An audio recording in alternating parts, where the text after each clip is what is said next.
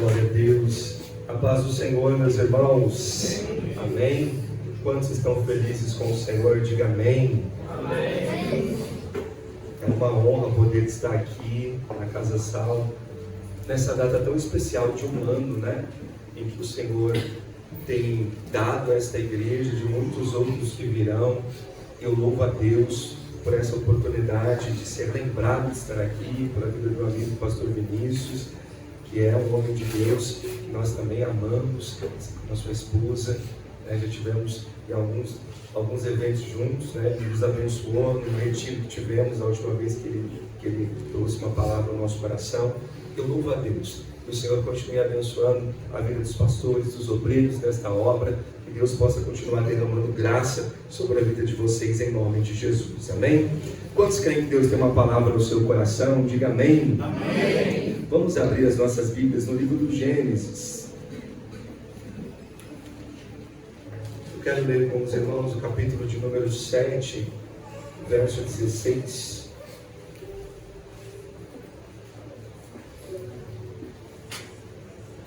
Quero honrar a Deus pela vida da minha família, hoje está aqui comigo, meus esposa, meus filhos, amém?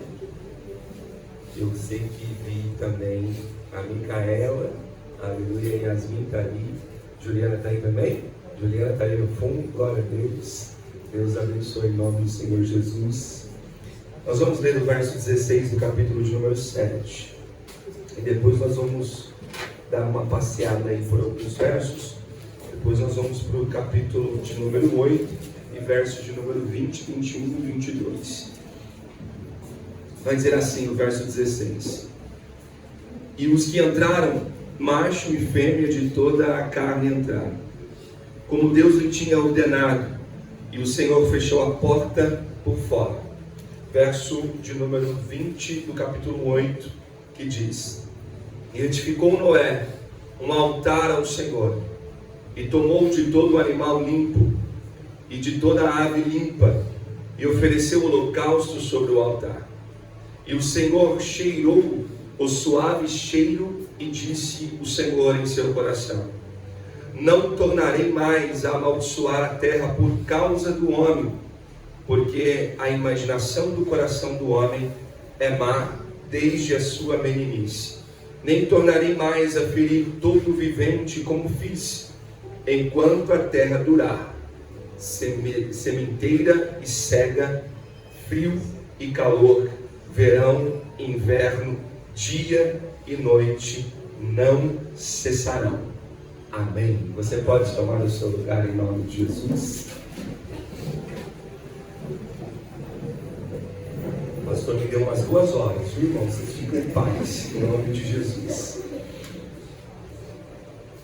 Amados, a história de Noé, para mim, é uma das histórias mais emblemáticas da antiga aliança, por se tratar do dia em que Deus decidiu acabar com todo o fôlego de vida que estava sobre a terra. Com exceção daqueles que estavam na arca, Deus decide, então, botar um fim em toda a humanidade, em todo ser que havia espírito, fôlego de vida. Deus decide, então, acabar com todos. E é interessante porque se nós pegarmos o início do livro do Gênesis, nós vamos ver que Deus criou todas as coisas no capítulo 1. Nada existia e a partir de Deus tudo vem a existir. E os dias vão passando, os capítulos vão passando. E no capítulo 6, Deus vai se irar com aquela geração. E se nós lermos isoladamente, quando Deus decide então acabar com toda a humanidade, nós podemos pensar assim: mas será que não existia uma outra forma que Deus pudesse fazer para que a humanidade não fosse aniquilada de uma maneira tão abrupta, tão radical? Será que Deus não poderia ter pensado uma outra forma de agir? E esses questionamentos vão surgindo dentro de nós, ao ponto de nós questionarmos e perguntarmos: Deus, Mas será que não existia uma outra forma do Senhor fazer? Se nós lermos o texto isoladamente. Mas quando chega no capítulo 6, se nós voltarmos um pouco, Deus vai falar quem era aquela geração. Deus vai traçar o perfil de quem era aquela geração pré-diluviana. Uma geração que a Bíblia diz que desvalorizava o casamento, era filho de homem casando com filho de Deus, era a poligamia tomando conta do mundo e não mais a monogamia. Então eram casamentos que desagradavam a Deus, uma geração que não se interessava mais em saber qual era o pensamento de Deus sobre aquilo, mas faziam porque desejavam fazer e faziam o que queriam fazer e não o que Deus queria que fizessem. Era uma geração que colocava Deus à parte e faziam aquilo que desejavam fazer.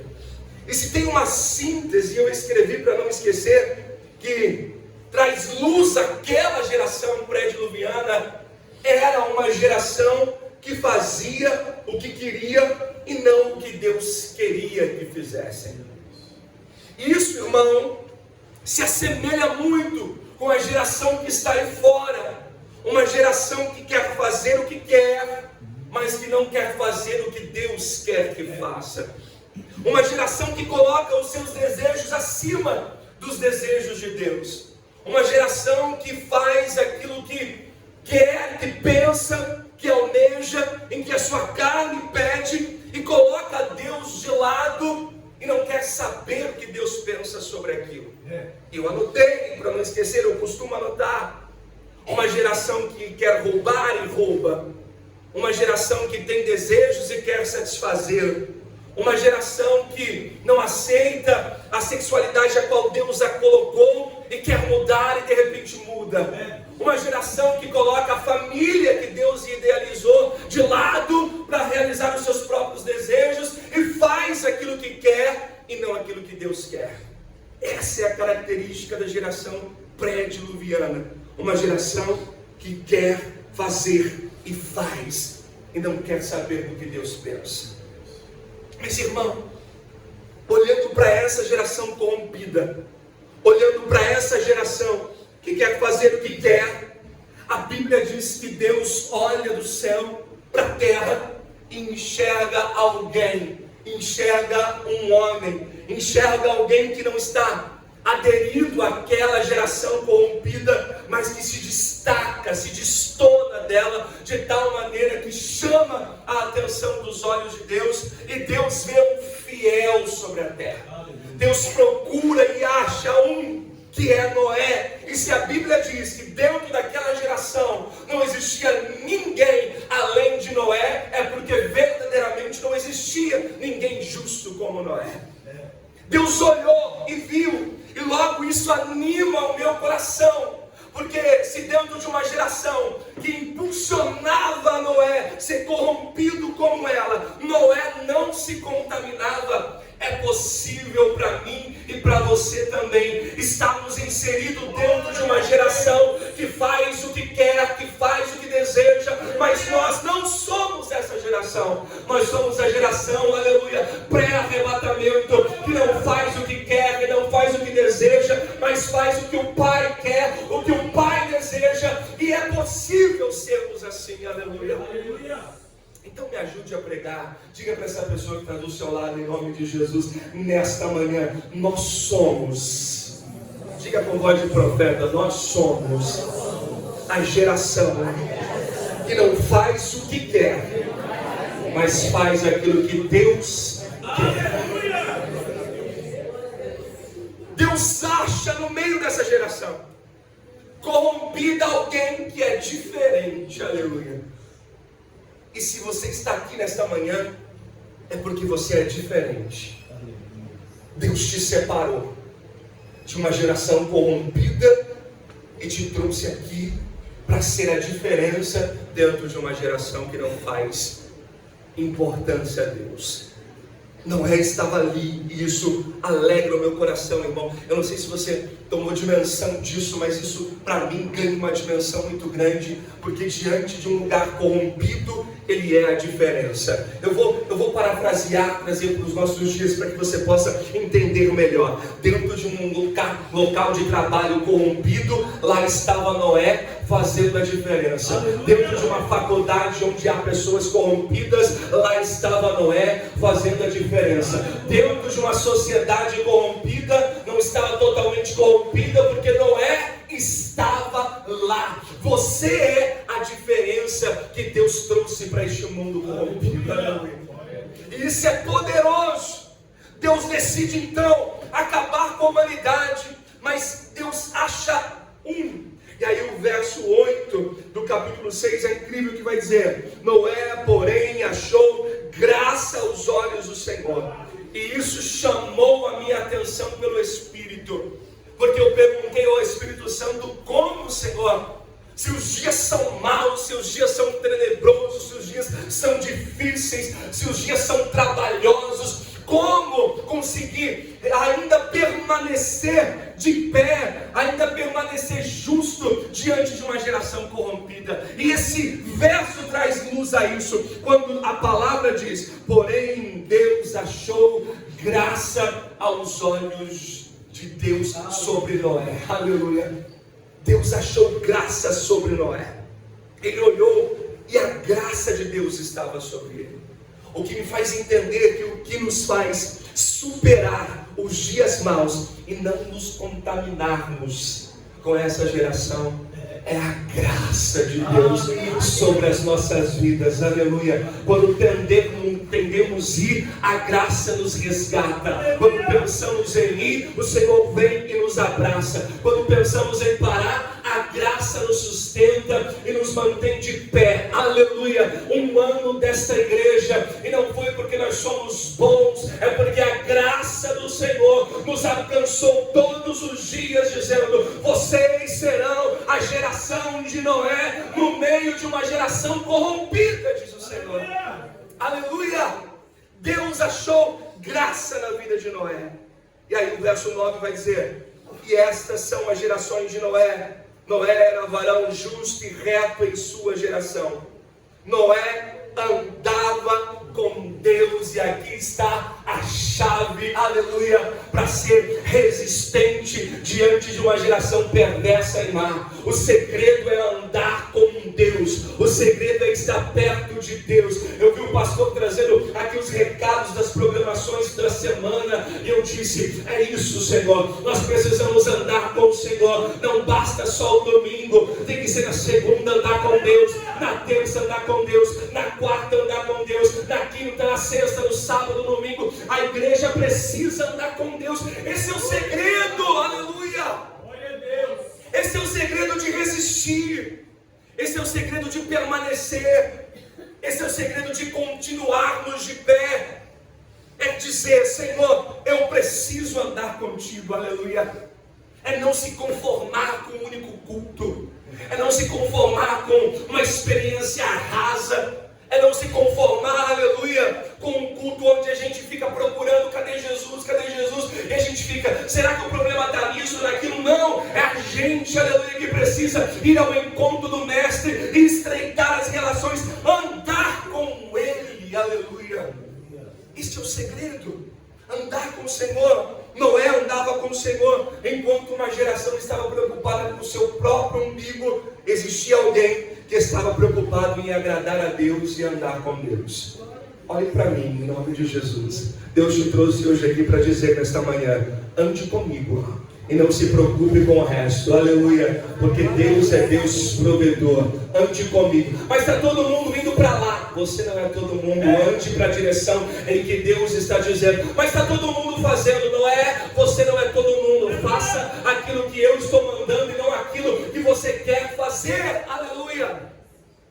Isso é um confronto, irmão. Eu preciso dizer isso aqui, porque chamado ser filho de Deus é entender que temos um Pai, e nós caminhamos segundo a voz do Pai, e não a voz do mundo, ou a voz dos nossos próprios desejos e vontades. É renunciar a si mesmo por amor a Deus. É isso. Quantos estão talvez no domingo virando a noite de uma madrugada, Nós viemos para cá e no caminho nós pegamos carros capotados ali perto da Paranaguá. Acidentes de pessoas que passavam a noite embriagadas. Mas Deus te resgatou e te trouxe para esta manhã, para este lugar de comunhão, de busca, para dizer: Noé, aqui é o lugar que você se enche, para que lá fora você não seja contaminado. Aleluia. Eu anotei, Noé era minoria. E o que a gente precisa entender é isso. Nós somos minoria e a gente precisa lidar com isso. Diante de uma geração corrompida, nós somos minoria. Aí, pastor, o que o senhor quer dizer com isso? É que se ninguém quer fazer, faça você. Se ninguém quer pregar, pregue você. Se ninguém quer varrer, varra você. Se ninguém quer pôr as mãos, ponha você. Mas se ninguém quer pregar, pregue você. Mas se ninguém quer fazer, faça você. Aleluia. Aprenda a ser minoria no meio de uma geração que não quer fazer.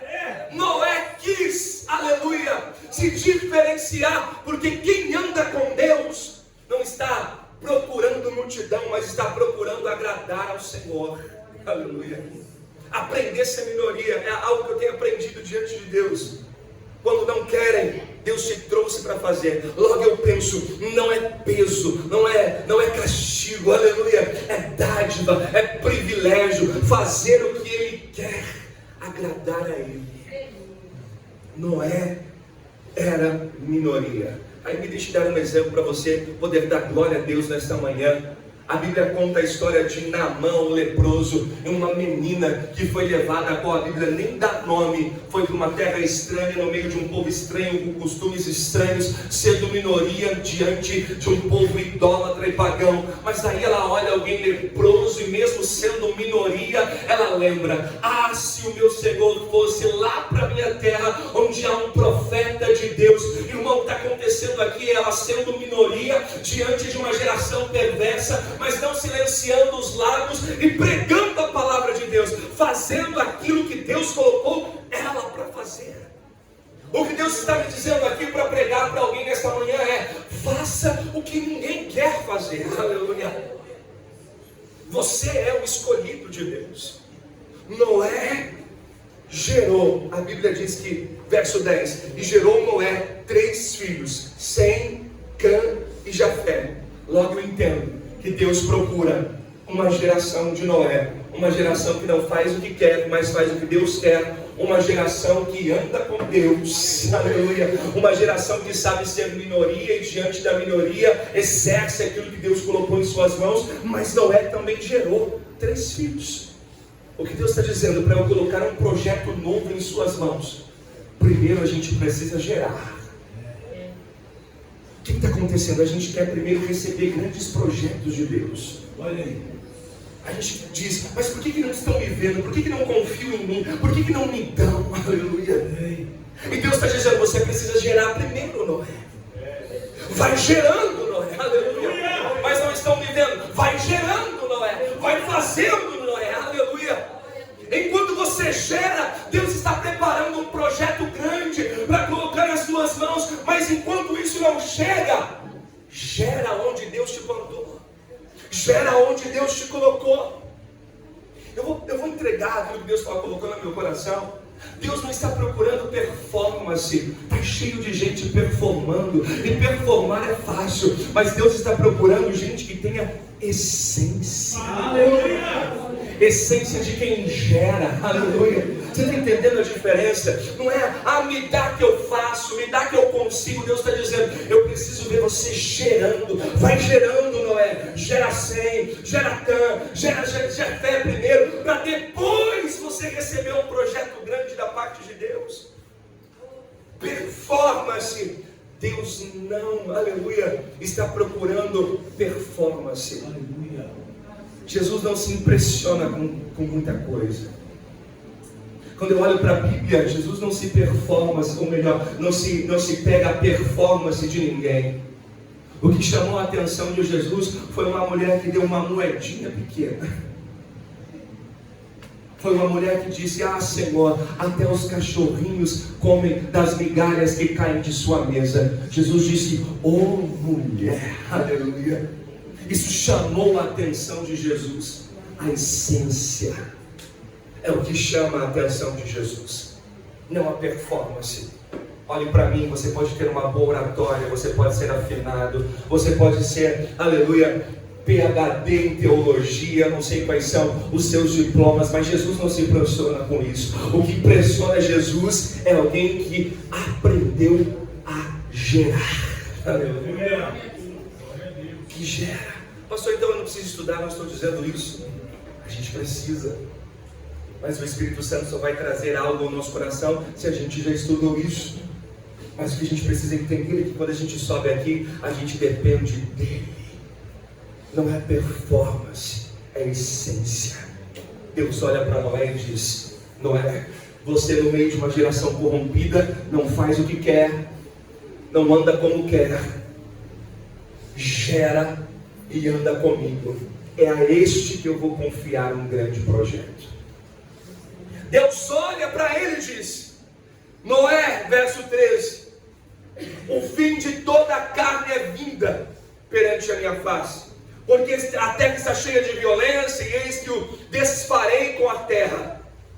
Aí o verso 14 é incrível. Quem está comigo ainda diga glória a Deus. Eu amo esse verso, aleluia, porque esse verso me traz a terra, porque esse verso me centraliza, porque esse verso traz quem eu sou, a essência de barro que eu sou. Deus está dizendo no verso 14: faze para ti uma arca. Pastor, não é para Deus. Deus poderia dizer: não é, eu vou acabar com toda a humanidade, faz uma arca para mim. Mas não é isso que o texto diz, pastor. O texto diz: faça para ti. Eu perguntei, Espírito Santo, mas por que para ti? Para ele e não para o Senhor. E Deus falou: quem precisa de salvação? Eita, aleluia! Quem precisa de salvação? Logo entendi, aleluia, porque fazer a arca é pôr as mãos na obra. Fazer a arca é pôr a mão na madeira, é edificar algo. É um projeto que Deus confiou, não para Deus, sendo de Deus, mas não para Ele, aleluia. E isso às vezes dá um parafuso na sua cabeça, como eu estou fazendo para Deus, mas não é para Deus no sentido de salvação, é para mim. É que quando eu ponho as mãos na obra, eu estou recebendo vida da obra. Aleluia! Eu vou parafrasear para você entender. Enquanto as minhas mãos estão na arca, edificando a arca, Deus está trazendo vida e salvação para a minha vida. Você está entendendo isso? A importância de estar com as mãos na arca. Enquanto as minhas mãos estão no projeto de Deus, eu penso: não, estou fazendo para Deus, estou cantando para Deus, estou servindo para Deus, estou evangelizando para Deus. Mas o que você não entende é que enquanto você está fazendo para Deus, você está edificando uma arca para a sua própria salvação. Aleluia! É para você, Noé. Faze para ti. Aí Deus vai dar o projeto para Noé. É para ti, Noé. As tuas mãos precisam estar na arca. E eu anotei: o justo era Noé, mas Deus vai dizer: fazes para ti. E coloca dentro da arca a tua esposa, os teus filhos e as mulheres dos teus filhos. Mas quem era o justo? Noé. Mas pela justiça vista em Noé, Deus vai colocar dentro da arca da salvação a sua família. Tem alguém que já pegou isso aqui nesta manhã. O que Deus está dizendo é que enquanto as tuas mãos estiverem sobre o projeto de Deus, sobre a obra de Deus, sobre as coisas de Deus, Deus também trará salvação para a tua casa, livramento para a tua casa, livramento para a tua família. Oh, será que tem mais alguém que crê nisso nesta manhã? Que enquanto você está edificando a arca, trabalhando na arca, colocando as mãos sobre a arca, Deus está cuidando dos teus, Deus está cuidando da tua família, Deus está cuidando da tua casa, Deus está colocando as mãos sobre ele. Aleluia! É para você e para a sua família. Aleluia! Oh, meu irmão, algumas vezes a gente sobe no púlpito, a gente diz: Senhor, hoje eu tenho que pregar mesmo. E Deus diz: vai, você precisa. A gente sobe ferido, a gente sobe com a fé um pouco lá embaixo. Mas daí quando a gente começa a pregar ao Senhor, colocando as mãos na arca, Deus vai liberando vida sobre nós, Deus vai liberando graça sobre nós. E o serviço de estar com a mão na arca vai liberando vida sobre nós. E quando a gente desce, a gente já não desce mais o mesmo. Aleluia. Quando a gente deixa de cantar, a gente já não está mais o mesmo, porque entregamos a nossa adoração e Deus restaurou outras vidas. A importância do serviço. Algumas vezes a gente diz: hoje eu não vou para a igreja, daí você lembra que você tem um serviço sacerdotal. Aí o Espírito Santo te traz. Você prega, você canta, você lidera, você ensina, você discipula, e quando você encerra, você diz: Senhor, eu não sou mais o mesmo que entrei, porque houve liberação de vida sobre a minha vida. O Senhor me deu o que faltava. Deus dá quando a gente edifica o projeto de Deus. Olhe para mim, um ano desta casa, e Deus está dizendo para alguém: não tire a mão da arca. Eu vou repetir, porque alguém precisa entender. Não tire a mão da arca. Mas pastor, tem projetos que algumas vezes vem 5, vem 10. Deus está dizendo: Noé, aprenda a ser minoria, aleluia, e vai edificando a arca, vai edificando a arca. Ah, mas eu acho que a gente poderia fazer assim. Vamos parar com esse aqui e começar no outro. Deus está dizendo: eu estou te dando um projeto, Noé, e não abra mão dele, aleluia. Mesmo que você tenha que bater prego sozinho, Noé, não abra mão, aleluia. Aprenda a ser minoria, porque há pelo menos 3 com você, aleluia.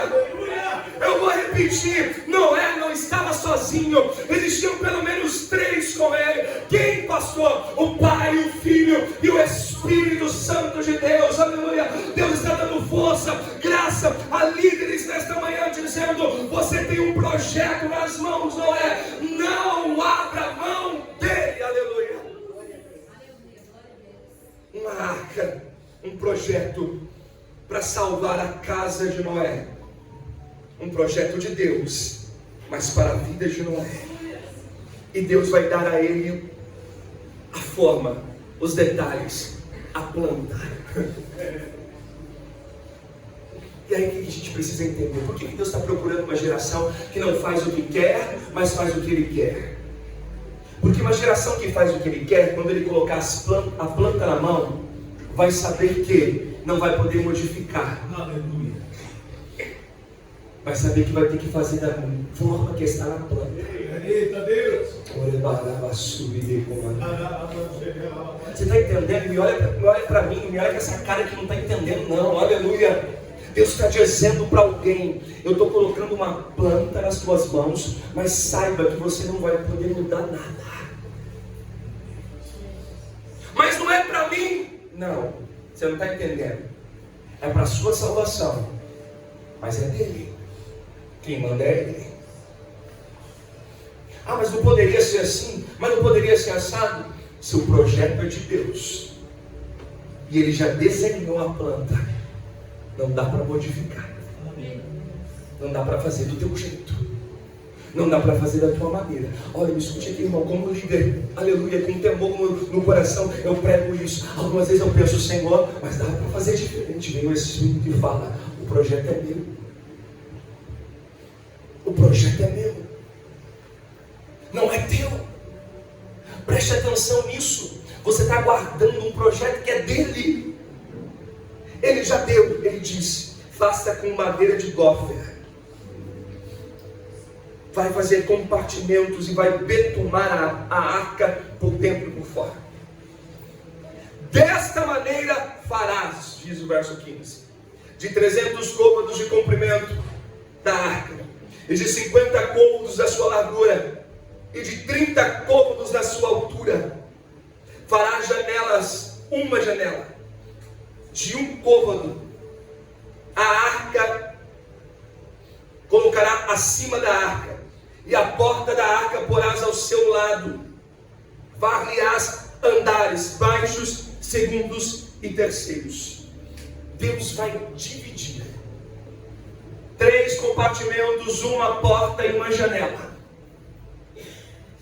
Mas daí, pastor Vinícius, eu olho para o texto, e quando eu olho para qualquer veículo dessa geração que conduz pessoas, que transportam pessoas, vamos simplificar, um carro tem que ter chave, tem que ter freio, tem que ter acelerador, tem que ter volante. Quando eu olho para a arca, eu só vejo comprimento, largura, compartimentos, porta, janela, mas eu não vejo freio, eu não vejo volante, eu não vejo acelerador, eu não vejo chave.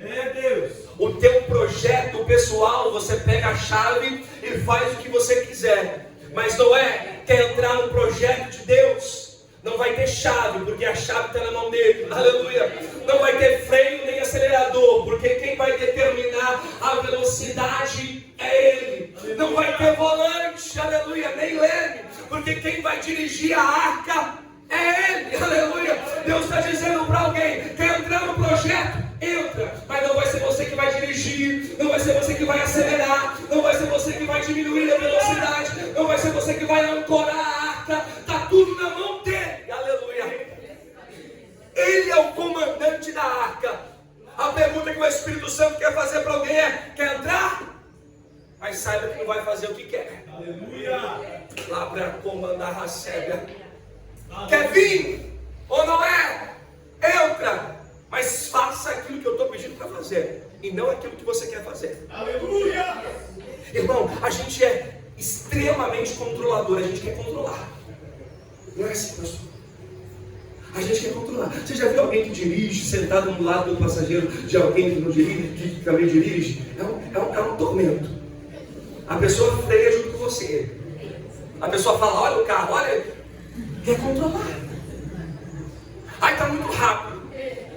Ai, está muito devagar. Com Deus não é assim. É entrar na arca, a velocidade vai ser minha. Aguenta, se tiver acelerado demais, segura. Mas não dá para pular da arca. Aleluia. Não dá para você ter o controle não da arca. A gente quer controlar. É Deus quem vai dirigir a arca. O capitão da arca é Jesus. Aleluia. E não dá para você mudar isso. Eu amo Jesus. Porque Ele está dizendo: tem um projeto, você vai fazer, você vai estar dentro, você vai ser parte dele, mas eu tenho que te dizer que você não vai controlar ele. E Deus está dizendo para alguém, nos dizendo: você acha mesmo que é você que controla? É Ele que está no controle. É Ele. 3 compartimentos, uma porta e uma janela. Eu fiquei pensando: uma janela. Eu fui pregar num congresso na Bahia agora, no estado da Bahia, e a gente pegou um voo, e quando a gente estava chegando, a gente passou por dentro de um local de instabilidade, de turbulência. O avião deu aquela chacoalhada e perdeu estabilidade, e teve gente que começou a gritar dentro do voo. Aí a primeira coisa que você faz é olhar pela janela. Mas você sabe que você não tem o controle. Deus deu uma janela para Noé, que ficava lá em cima da arca. Não dava para ver o que estava acontecendo dos lados. A arca vai sacudir Noé, mas fica aí dentro, confiando. Você não precisa olhar para fora. Porque enquanto tem problema dentro da arca, tem coisa saindo do lugar. Porque, irmão, lógico que a arca sacudiu. Lógico que coisas caíram no lugar. Lógico que teve dificuldade dentro da arca. Mas não tinha janela para abrir e pular. Porque enquanto dentro da arca algumas vezes tem problema, lá fora só tem morte. Você entende isso? Algumas vezes nós reclamamos aqui dentro, aqui dentro, aqui dentro. Mas dentro da arca há vida. Mas lá fora só tem morte. Aí a pergunta é, e a Bíblia não tem uma boa relação com janelas. Quando eu olho para as janelas da Bíblia, Eutico caiu da janela e morreu. Jezabel caiu da janela e morreu. Mas quando se fala de porta, a Bíblia tem uma boa relação com porta. Está preparado para entrar dentro da arca? O que Deus está dizendo para alguém é: suporta o processo. Suporta o processo. Pode estar sacudindo, pode estar difícil, mas fica dentro da arca, aleluia. Porque dentro da arca tem salvação. É como se 1000 cairão ao teu lado, 10.000 à tua direita, mas se você está dentro da arca, guardado na arca, sustentado na arca, você não vai ser atingido, aleluia. Não dá para pular da arca, irmão, porque lá fora só tem morte. Deus está dizendo para alguém: fica, permanece. Pode estar sacudindo, balançando, mas fica dentro da arca. Aí quando chega no capítulo que lemos, no capítulo 7, eu preciso dizer algo antes. 100 anos, estudiosos vão dizer que Noé gasta para construir a arca, e alguns questionamentos vão surgindo. Quem ajudou Noé a edificar a arca? Tem algumas linhas teológicas, eu gostei de uma e vou dizer ela, só vou entrar nela, que diz que com certeza Noé teve ajuda de pessoas. Porque eu não disse, é impossível a gente pregar 100 anos e ninguém se converter. Eu sei que está difícil, Jesus, para ganhar uma alma para o Senhor, mas 100 anos Noé não ganhou ninguém. Mas Noé não estava pregando, pastor. Irmão, aquela arca era uma pregação. Um negócio enorme sendo pregado, e Noé anunciando que Deus viria com o dilúvio. Era uma pregação. Era a graça de Deus se manifestando. Se alguém, aleluia, decidir por Deus, será que Deus não pouparia? Ou você não se lembra da pergunta do nosso irmão que disse: se tiver alguém lá, Senhor, Abraão, se tiver alguém lá, o Senhor não vai livrar. E Deus disse: se tiver um justo, por conta de um justo, eu vou livrar. Era uma pregação todos os dias durante 100 anos, mas ninguém confiou. E essa linha teológica que eu vou trazer hoje diz que Noé teve ajuda, mas na medida que o tempo foi passando, as pessoas foram desistindo. E só Noé continuou. E quantos estão desistindo? Trazendo para os nossos dias, que somos a geração do pré-arrebatamento, Jesus não vem. Enquanto nós estamos batendo tábuas todos os dias e dizendo: vamos edificar a arca, porque Jesus está voltando. Aleluia. Tem gente parando no meio do caminho porque está dizendo: não vai acontecer esse dilúvio, Jesus não vai voltar. Mas eu quero lhe dizer que Ele está perto de vir. Continua nessa arca, continua edificando, continua fazendo. Era uma porta. E sabe o que me chama a atenção? Que nesta porta não tinha chave e nem maçaneta, porque quem fechou a porta foi Deus. Verso 16: e entraram macho e fêmea de toda a carne, entraram como Deus tinha ordenado, e o Senhor fechou a porta por fora. Ou seja, entrou, não dá para sair. Olhe para mim, Deus não quer que você pule da janela, Deus quer que você saia pela porta. Você está entendendo isso? Você toma dimensão disso? Que algumas vezes a gente quer sair do problema e a gente diz: Senhor, eu preciso fugir dessa situação. E Deus está dizendo: suporta o processo, que eu vou abrir a porta e você vai sair pela porta. O que Deus está dizendo é: eu vou honrar, permaneça esperando, permaneça acreditando no Senhor. Isso é incrível, irmão. Porque eu me lembro de Daniel, quando foi lançado na cova dos leões, E a Bíblia enfatiza em dizer: e Daniel foi lançado à cova dos leões e foi posto uma pedra sobre a cova. E eu digo: bendita a pedra, porque se a pedra não estivesse lá, claro que Daniel fugiria. Quem de nós não correria diante de leões famintos? Mas existia uma pedra ali. É como se Deus estivesse dizendo: Daniel, você só vai sair daí quando eu honrar e o meu nome for glorificado. Olhe para mim, tem gente querendo sair pela janela, mas Deus não vai permitir. Ele trancou a porta por fora e disse para mim e para você: você só vai sair daí quando o meu nome for glorificado. Aleluia. Você está entendendo? Não vai ser o seu dinheiro, mas vai ser Ele quem vai fazer. Não vai ser a medicina, mas vai ser Ele, o médico dos médicos.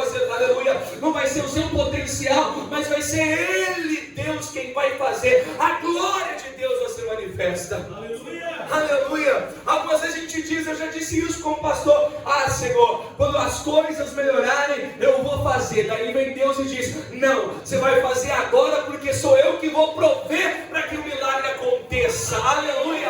Não é a nossa mão, mas é a mão dele, o jeito dele. A gente não faz o que quer, mas faz o que Deus quer que a gente faça.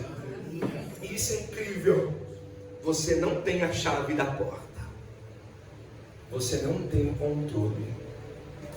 Eu vou enfatizar isso aqui, porque alguém precisa entender isso nesta manhã. Deus está tratando com alguém que quer ter o controle de tudo. Vamos fazer quando dá. Deus está dizendo: faça, espere. Eu estou meditando em um texto para pregar, onde a tentação de Jesus, onde Satanás fala para Jesus: multiplique, transforme os pães em pedra. E que pecado tem, né, pastor, transformar pães em pedra? Mas entendendo melhor, buscando mais conhecimento, o que Satanás estava dizendo, tentando Jesus fazer é: renuncie à paternidade de Deus como seu provedor. Prova para você mesmo. Faça por você mesmo. E o que Deus espera é que nós reconheçamos a paternidade dele em tudo, inclusive na provisão. Esperar no Senhor é fácil? Não. Aleluia. Mas Deus estava dizendo: Noé, entra, e quem vai dirigir sou eu. Noé vai sacudir, mas aperta, porque quem está no controle sou eu. Vai ter turbulência? Vai, mas aguenta o processo, porque eu estou no controle de tudo. Amém. Eu caminho aqui para encerrar. Fechou a porta por fora. Por quê? As águas do dilúvio começaram a cair. E não era uma simples chuva, irmãos. Era a ira de Deus sendo derramada. O dia virou noite. Trovões, relâmpagos. A Bíblia diz que as águas das profundezas da terra emergiram de encontros que caíam do céu. Era a ira de Deus sendo derramada sobre a terra. E Noé estava onde? Dentro da arca, sendo sacudido, sim, mas sendo edificado, guardado, transformado.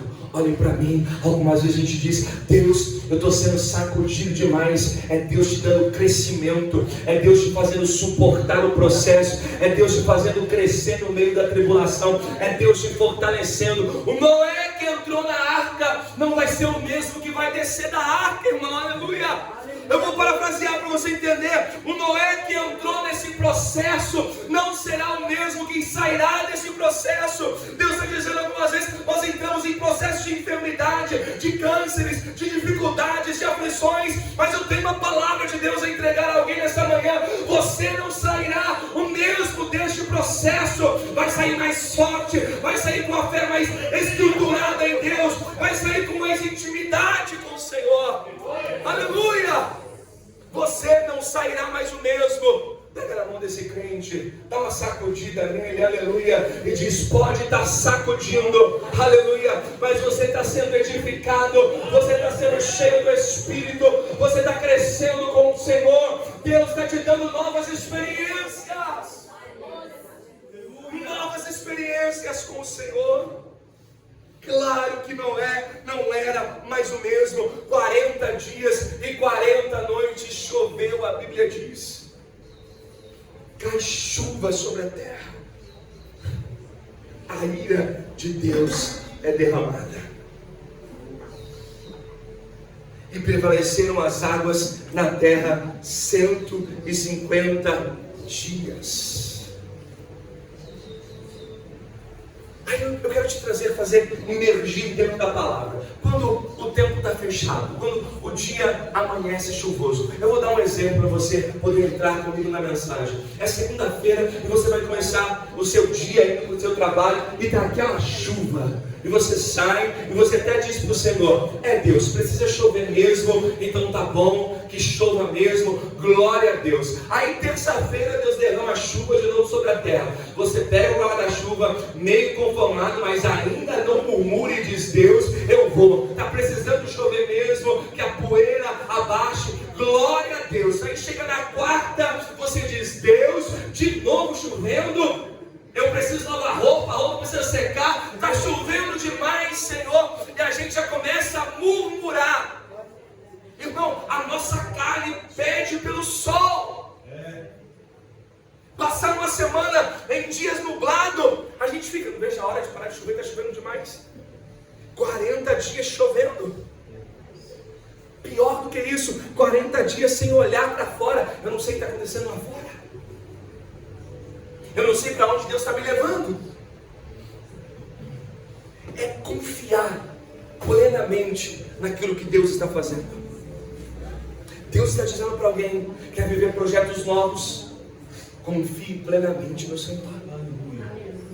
Aleluia. É se entregar plenamente ao Senhor.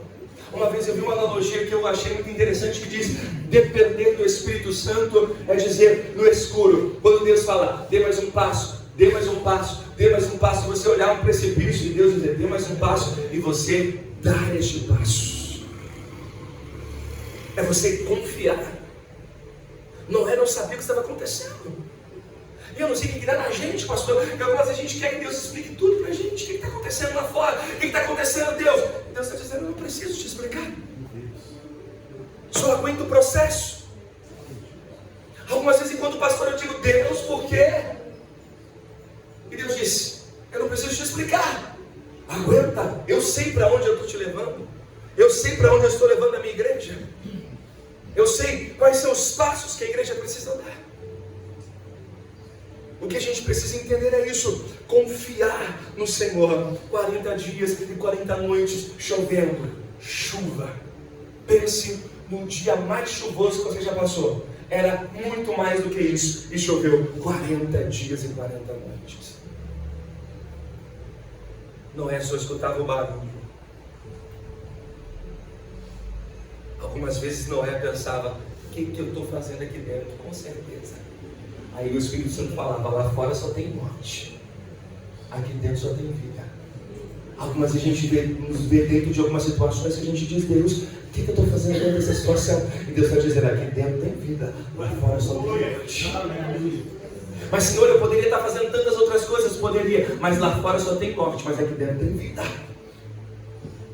Fica dentro da arca. Por mais 150 dias, as águas continuaram subindo. E estudiosos vão dizer que Noé permaneceu quase um ano dentro da arca. Você já parou para pensar, você em um ano dentro de um lugar, convivendo com pessoas todos os dias, com animais todos os dias? Sei lá, talvez aquele dia o papagaio estava cantando demais e Noé disse: o que eu estou fazendo aqui dentro dessa arca? E não tinha como sair dali, porque era o propósito. Olhe para mim, irmão, aleluia. Tem dias na arca que a gente vai falar: Senhor, mas por que está acontecendo aquilo com aquele irmão? Por que aquele irmão está falando tanto daquilo? Por que aquele papagaio está cantando demais? E Deus está dizendo: aguenta o processo. Aguenta o processo. Mas é difícil. Deus está dizendo: aguenta. Deus está dizendo: você aguenta, não é? Aleluia. Deus colocou alguém que suporta. Deus colocou você dentro da arca para suportar o processo. E por mais difícil que esteja, por mais complicado que esteja, suporta. Suporta. Eu preciso entregar. Vou sair desse departamento. Deus está dizendo não. Suporta. Tem gente diferente de você. Suporta. A palavra é comandar sério. Não adianta reclamar para Noé e dizer: Noé, hoje o papagaio está cantando demais. Noé, hoje a maritaca está falando demais. Noé, hoje o elefante está berrando demais. Deus está dizendo: suporta! Aleluia! Fica dentro! Não saia! O projeto é de Deus, mas é que para que você tenha salvação. Esse barco aí, esse projeto, aleluia, esse departamento, é para que você seja salvo, para que haja salvação, vida sendo derramada sobre a tua vida. Chover e permanecer. Aí o capítulo 8 vai dizer: lembrou-se Deus de Noé. Lembrou-se Deus de Noé. E de todo animal, de toda res que com ele estava na arca, Deus fez passar um vento sobre a terra e aquietaram-se as águas. Aí você pode dizer: teve temporal, teve chuva, teve balanço, mas ainda tem vento. Mas Deus se lembrou de Noé. Aleluia. Olhe para mim, não tem prova que seja eterna. Deus se lembra. O homem se esquece, Deus não se esquece. Aleluia. Deus se lembrou de Noé. Verso 7 do capítulo 8. Noé, e eu caminho para concluir, soltou um corvo que saiu indo e voltando até que as águas secaram sobre a terra. Depois soltou uma pomba e ver se as águas tinham minguado de sobre a face da terra. A pomba, porém, não achou repouso para a planta de seu pé e voltou a ele para a arca. A pomba aponta para o Espírito Santo. Noé solta a pomba.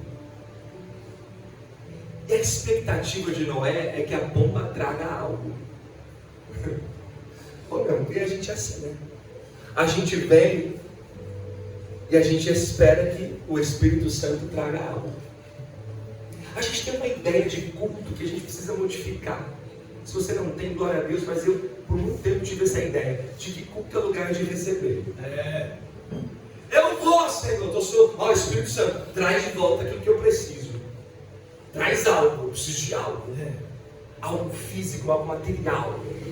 Algo além do que eu já vi. Algo que faz tempo que eu não vejo, não via nada além de águas. E ele queria algo que ele não tinha visto ainda. E ele solta o Espírito. É como se ele pedisse ao Espírito em oração: traga algo para mim que eu ainda não vi. E algumas vezes a gente pede para o Senhor: Senhor, traz algo que eu ainda não vi. Aí a pomba volta sem nada.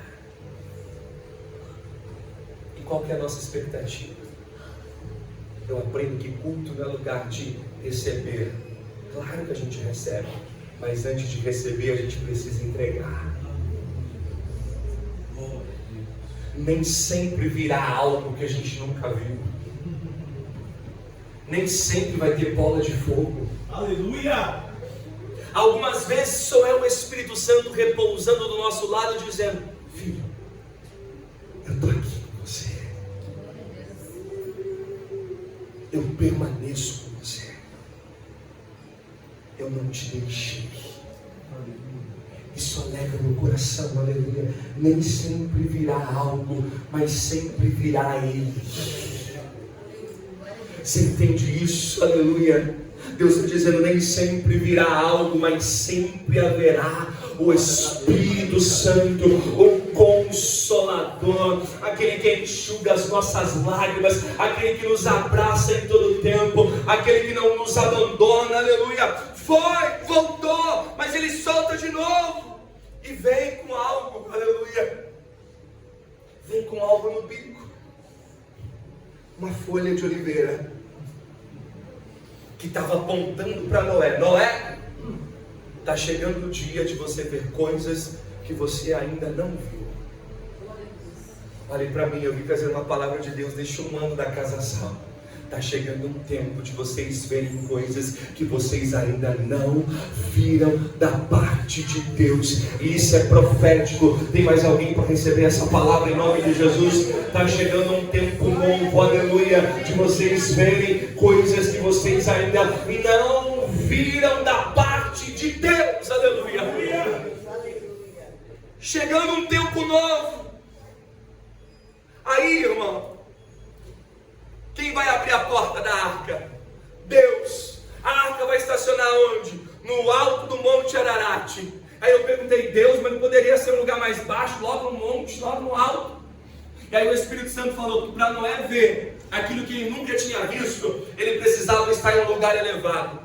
Deus está dizendo, a gente precisa subir o nível para ver coisas novas da parte de Deus. Tem gente que continua fazendo as mesmas coisas e quer ver coisas diferentes da parte de Deus, aleluia. O que Deus está dizendo é, a gente precisa sair da mesmice e dentro da psicologia e para a mesmidade. O que é isso, pastor? É viver algo novo, não fazer as mesmas coisas, para ver coisas novas, aleluia. Para ver coisas novas e diferentes, a gente precisa dar um passo para fora da arca, em um lugar alto. Alto. Olhe para mim, irmão. Você está comigo ainda? Diga glória a Deus. Glória a Deus. A geografia do lugar não era mais a mesma. Noé saiu de um ponto e foi para outro ponto. A terra que Noé conhecia não era mais a mesma. Porque ele saiu de uma terra povoada, agora ele era sozinho com a sua família. Noé não tinha mais casa, Noé não tinha mais parentes, Noé não tinha mais conhecidos, Noé não tinha mais amigos, a geografia já era outra. Mas ele precisava viver agora um tempo novo da parte de Deus. E para viver um tempo novo, Noé precisava sair da arca, porque Deus havia aberto a porta. É dar um passo para viver algo novo. Dar um passo para viver algo novo. Mas pastor, para viver algo novo da parte de Deus, para dar um passo em uma terra nova, geograficamente, para viver algo novo que Deus está preparando para ele, Noé precisava deixar as coisas que viveu da arca dentro da arca. A primeira coisa que Noé faz não era reclamar. Eu, quando desci do voo, disse, Senhor, que voo atribulado. Em vez de dar graças a Deus por ter chego, eu reclamei da tribulação, da turbulência. Noé não. Noé era um homem espetacular. Noé, quando desceu do voo da arca, a primeira coisa que ele faz é edificar um altar de adoração ao Senhor, aleluia. Noé poderia ter reclamado, o tempo foi ruim, sacudiu demais, os animais fizeram muita sujeira, foi difícil alimentar esse povo todo, foi difícil conviver aqui dentro, porque o Senhor permitiu que eu passasse tanto tempo aqui dentro. Noé poderia ter dito, agora eu não tenho mais casa, agora eu vou ter que edificar de novo, construir de novo. Noé não reclama, mas ele dá um passo para fora e edifica um altar ao Senhor. Olhe para mim, Deus está dizendo para alguém, você precisa se desbloquear no mundo espiritual nesta manhã. O que é isso, pastor? Tem gente que ainda está preso no altar que ficou dentro da arca. Tem gente que cultua o problema. O que é isso, pastor? Todo culto ele cultua o problema. Ele vem para a casa de Deus, entra na casa sal, dobra o joelho para adorar ao Senhor, mas ele já se vê, Senhor, se eu vi o problema é que está lá em casa. Senhor, tu sabe que amanhã eu tenho que fazer isso. Senhor, tu sabe que a conta eu tenho que pagar. Senhor, tu sabe de tanta coisa. Começa a cultuar o problema. Em se esquece de adorar ao Senhor, de erguer um altar de adoração ao Senhor, aleluia. Esquece os altares que ficaram dentro da arca. O que Deus está dizendo? Esquece os dias ruins e começa a viver aquilo que Deus está providenciando de novo para você. Eu preciso entregar. Tem gente que ainda está no altar da infância, quando disse: mas eu passei fome na minha infância. Mas você está aqui, em um altar de adoração ao Senhor, porque Deus te deu livramento. Mas tem gente que está com o altar antigo. Mas pastor, eu fui violentada, abusada na minha infância, e todo culto, todos os dias, você continua erguendo este altar. E Deus está dizendo: este altar da dor não será o último altar da tua vida. Há um tempo novo preparado para você. Mas pastor, então tem que esquecer o que ficou lá atrás. A tua dor foi legítima, irmão. Você sofreu, você talvez foi abusado, você foi violentado, passou fome, passou dificuldades, mas Deus está dizendo: este não será o seu último altar. É um altar novo de adoração ao Senhor. Porque Deus está dizendo: o que ficou dentro da arca não será o seu último estado.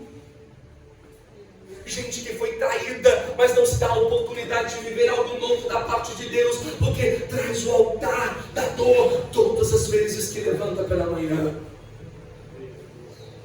Gente imersa em depressões, porque não consegue superar um altar que ficou lá na arca. E que Deus está dizendo: a porta se abriu, dá um passo para fora, desbloqueia isso da tua vida.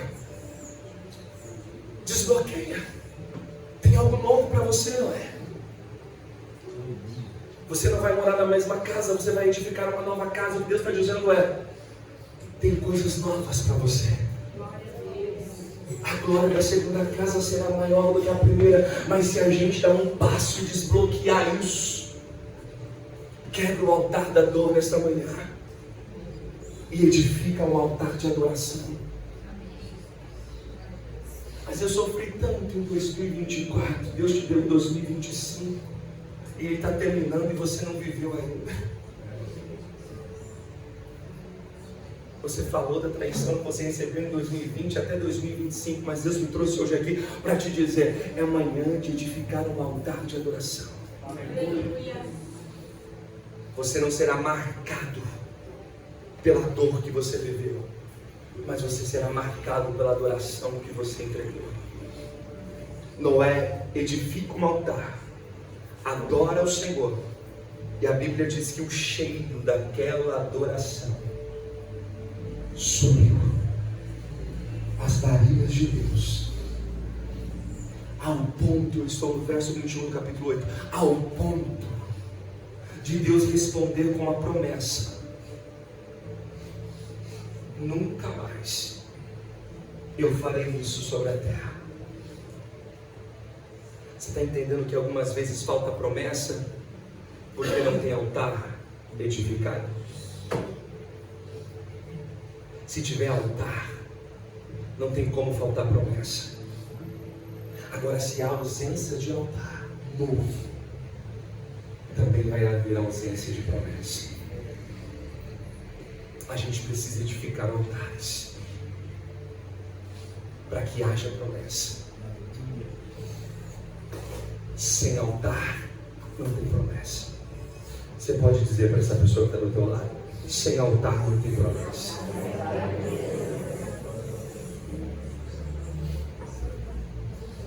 Se coloca de pé, Jesus. Não sei se pode iniciar de novo, cantar de novo. E ao Senhor, salvação.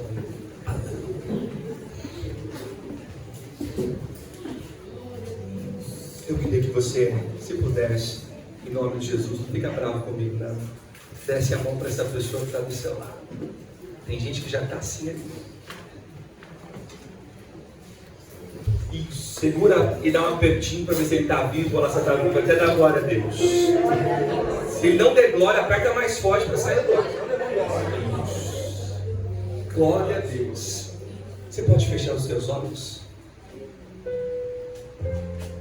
Aleluia. O Espírito Santo está aqui.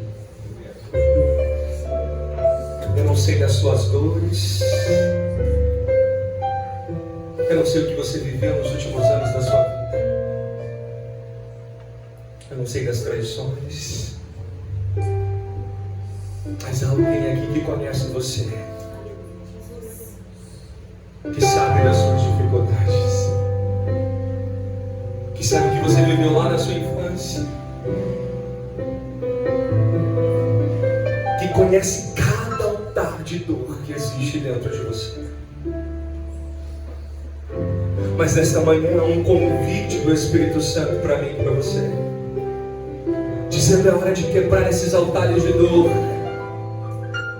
é hora de viver algo novo da parte de Deus, um altar de adoração,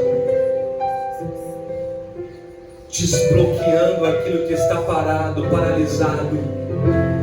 Tem gente que talvez não esteja vivendo na plenitude daquilo que Deus está providenciando para ele, porque todos os dias ele lembra.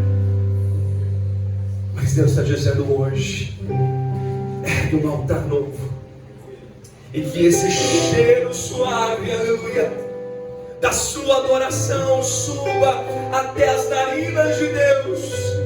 Oh, aleluia, ao ponto de o céu se mover e liberar uma nova promessa sobre a tua vida. Nesta manhã é manhã de novas promessas, manhã de novas promessas do Eterno. O céu está se movimentando diante da adoração de um justo. Noé se esqueceu das coisas que passaram dentro da arca, mas que construíram o ser que ele era. Aleluia! E ele adora o Senhor em espírito e em verdade. E Deus escuta, Deus recebe e Deus se movimenta. Senhor, tu conheces o teu povo, tu conheces, ó Deus querido, cada um de nós. Nós não queremos, ó Pai, estar preso em altares de dor, em altares que nos paralisam, em altares, ó Pai, de murmuração, de reclamação. Senhor, nós queremos nesta manhã viver algo novo da tua parte, algo, ó Pai querido, que nunca antes vivemos. Restaura as forças do cansado. Ah, Pai amado, derrama no teu espírito sobre aquele que está abatido, e que nesta manhã, ó Pai amado, as coisas velhas fiquem para trás, e que o Senhor possa trazer algo novo, algo poderoso, um ano, meu Pai amado, nessa casa de oração. Ah, Espírito de Deus, nós te louvamos e erguemos um altar novo de adoração. A partir desta data, uma nova fase começa. Ora, Bacandarabachada, um novo tempo, um tempo de altares novos, um tempo, Pai querido, de adoração nova, um tempo, Pai amado, onde nós erguemos a Ti uma adoração que chega ao trono do Senhor. Novas promessas estão sendo liberadas do céu sobre esta casa de oração, sobre o teu povo, sobre a tua igreja, meu Pai amado, nesta noite, nesta manhã, Pai amado, melhor dizendo, seja conosco, ó Deus querido, trabalha, Pai, nas nossas vidas, meu Pai querido, sonda os nossos corações, esquadrinha, Senhor, e tira toda dor, tira a dor física, tira a dor da alma, tira a dor dos dias maus. 40, Senhor, na Bíblia aponta para um tempo de provação, um tempo de uma geração.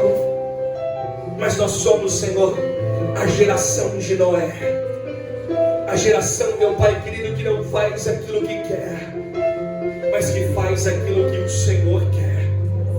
Nesta manhã recebe, Senhor, a nossa vida, a nossa adoração, o nosso culto, e que ele suba, Senhor, com um cheiro agradável às tuas narinas, ó Pai, e que o Senhor responda com promessas, novas promessas, que a infértil venha a ser fértil. Senhor, que a enfermidade bata em retirada e a saúde tome lugar. Senhor, que a tristeza seja, Pai amado, modificada, Senhor, por alegria. Que aonde houver depressão, opressão, seja, Senhor, aleluia, revolvida em alegria, em bênção, em um novo da tua parte. Restaura as forças, ó Pai, nesta manhã. É o que nós pedimos, crendo, em nome do Senhor Jesus.